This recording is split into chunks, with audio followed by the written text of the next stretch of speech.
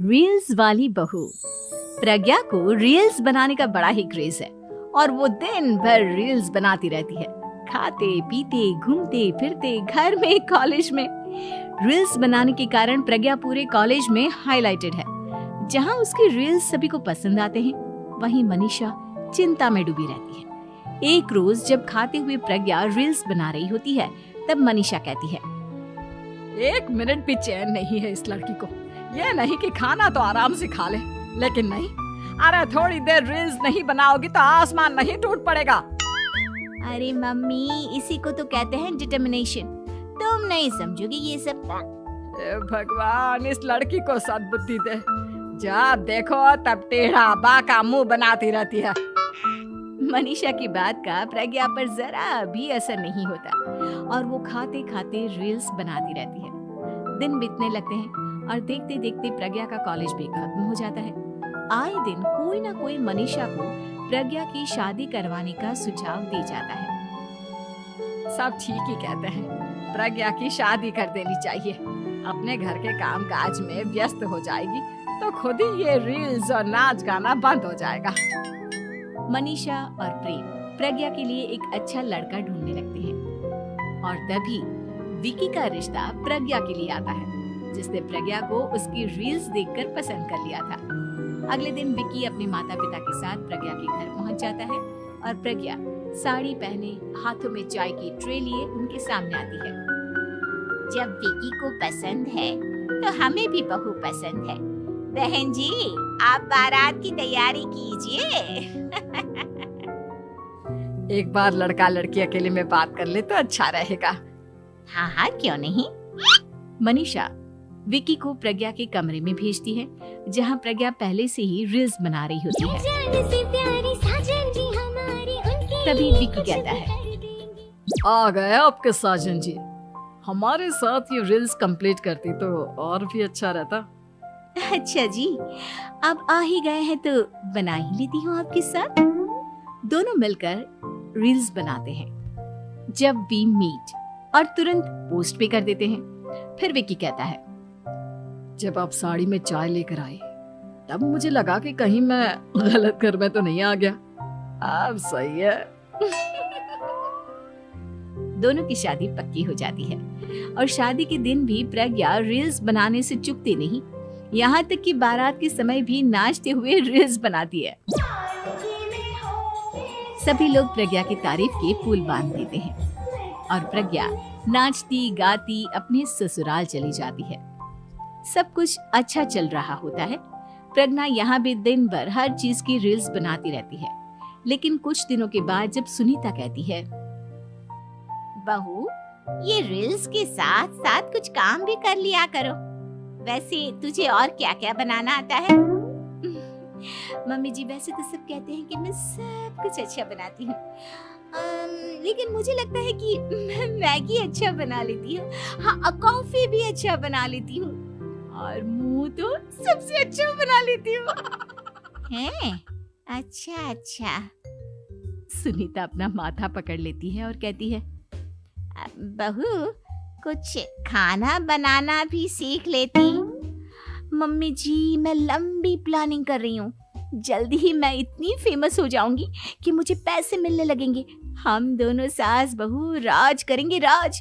नौकर काम करेंगे और लोगों की तो लाइन लगेगी हमसे मिलने के लिए। तेरा दिमाग खराब हो गया है क्या बहू? हंसी मजाक तक ठीक है, लेकिन इस तरह घर नहीं चलते। जितना जल्दी हो इस घर के तौर तरीकों को सीख लो। प्रज्ञा मुंह घुमाकर चली जाती है और तुरंत उसी वक्त एक रील बनाती है।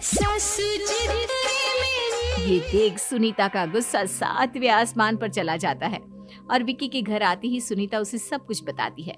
विकी भी अब प्रज्ञा की इन हरकतों से परेशान हो जाता है। तुम टेंशन मत लो मम्मा, मैं देख लूंगा। विकी कमरे में जाता है तो देखता है कि प्रज्ञा रील्स बना रही है। विकी बड़े ही प्यार से प्रज्ञा से कहता है, प्रज्ञा, इन सब के लिए मैं तुम्हें मना नहीं कर रहा हूँ, लेकिन फिर भी हर वक्त तो ये अच्छा नहीं लगता ना।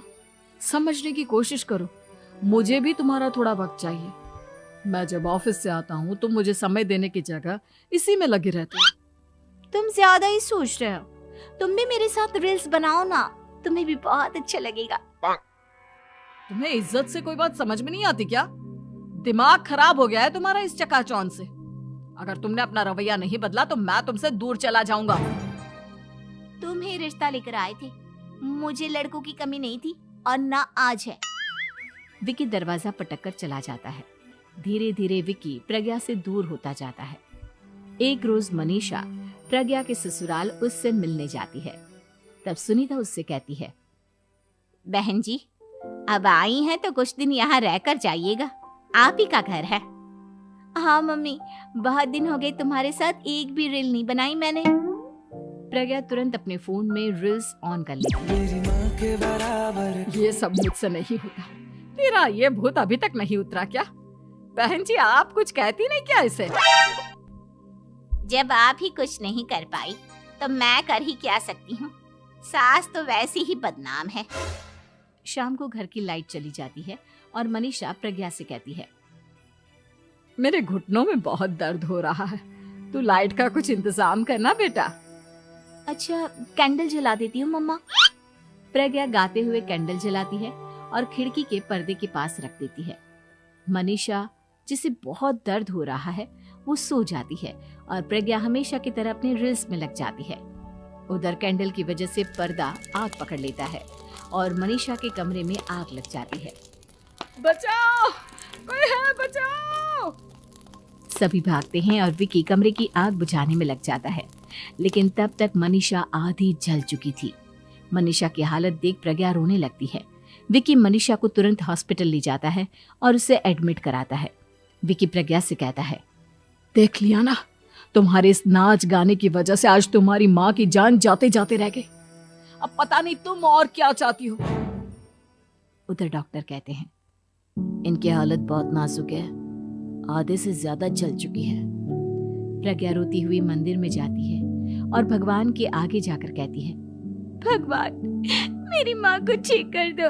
मैं कसम खाती हूँ, हाथ से ये रील्स बनाना छोड़ दूंगी। बस मुझे मेरी माँ वापस मिल जाए। 2 दिन बीत जाते हैं और मनीषा खतरे से बाहर आ जाती है। पेशेंट अब ठीक है, आप लोग उनसे मिल सकते हो। सब कोई मनीषा से मिलता है और प्रज्ञा सबके सामने अपना फोन तोड़ देती है। मुझे माफ कर दो मम्मा, मैंने तुम लोगों की बातों को नजरअंदाज किया। बेटा, कोई भी चीज जरूरत से ज्यादा खराब है। मैंने तुम्हें रील्स बनाने से कभी मना नहीं किया, लेकिन हर वक्त एक ही चीज तो सही नहीं है। मैं समझ गई हूँ मम्मा, आई एम सॉरी। प्रज्ञा उस दिन से रील्स बनाना छोड़ देती है और पूरी तरह से अपने घर में लग जाती है।